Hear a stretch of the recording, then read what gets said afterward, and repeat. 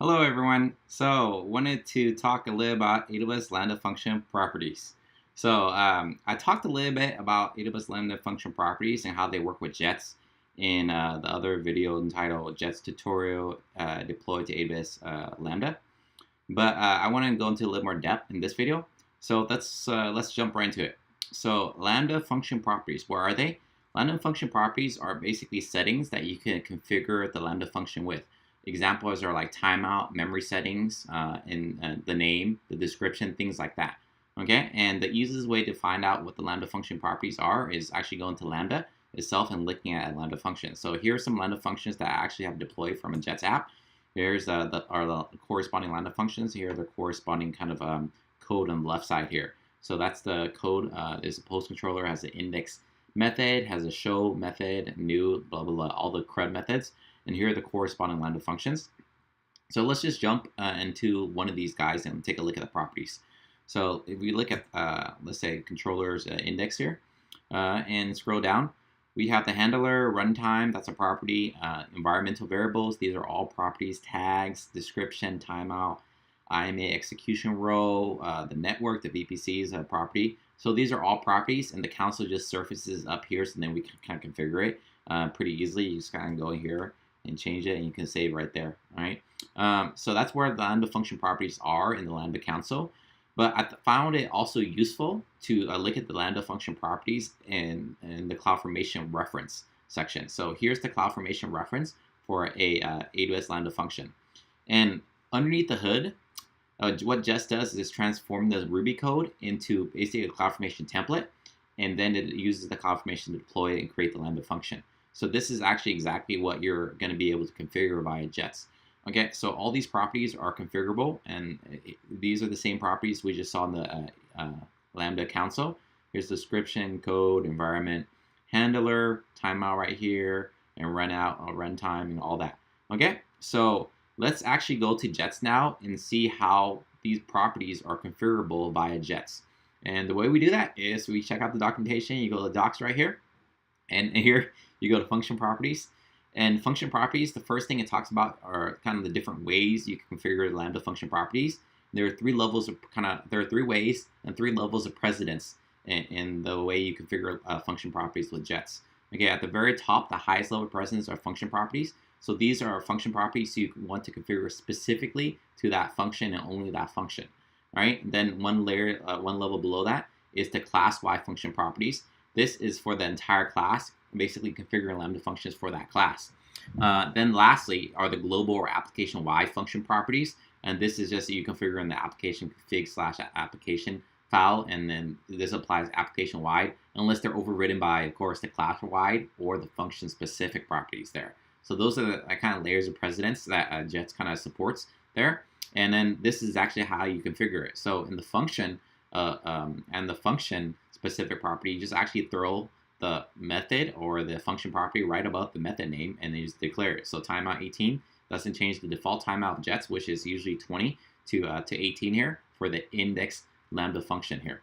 And then you can see a class-wide function property example right here. So this is class timeout 22. So that's going to change the timeout down here new to 22 because that's part of this class. But this index is going to be 18 because the timeout declaration is right above that method there. So that's just how you do it. Then finally, here's the global function properties. So global function properties, you just configure it in this config application.rb file, and you do it underneath this kind of a namespace right here, config function, and you could throw timeout, you could throw environmental variables or whatever you want, and then that will override it. And again, these properties, they tie back to this CloudFormation template here, and that ties back to the Lambda console right here. Okay, so we're going to actually configure some, and then we'll just kind of deploy, and then we'll actually check all out.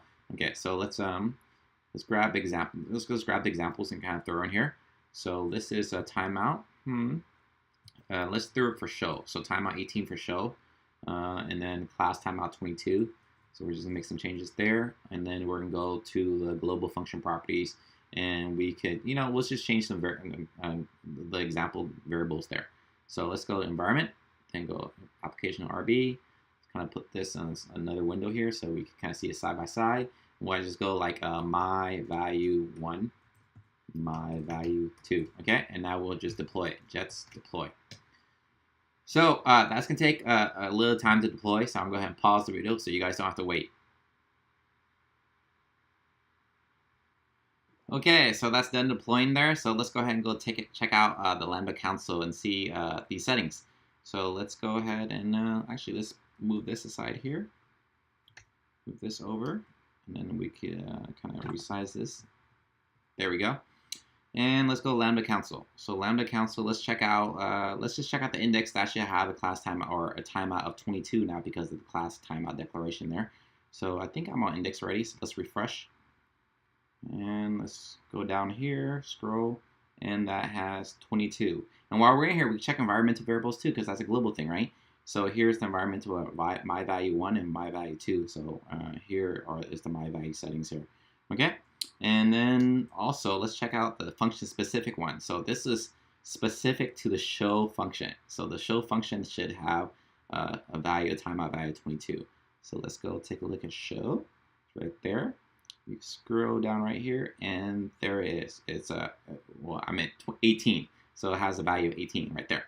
So that's how you do it. You can actually configure function properties at kind of 3 levels of precedence there. It gives you like a lot of control of how you kind of want to define your function properties. And function properties are very kind of important here because you could control things like, let's say, VPC settings here, or the dead letter config, the dead letter queue there if you want to. Or memory size or timeout are kind of important there. So your functions, you know, hog some more memory, then you know you can increase the memory here up to I think about 3 megs right now, and your timeout if it takes a little longer, then you can increase it higher, up to 5 minutes, I believe. So so that's what this is all about. I want to show you in kind of detail there all the different ways you configure function properties and how they kind of connect from the AWS Lambda console to the CloudFormation template there. So hopefully you found this video helpful. If you like videos like this, be sure to give it a thumbs up and share it to encourage more content like this. And subscribe if you want to watch more future videos like this. Thanks so much for watching, guys. Cheers.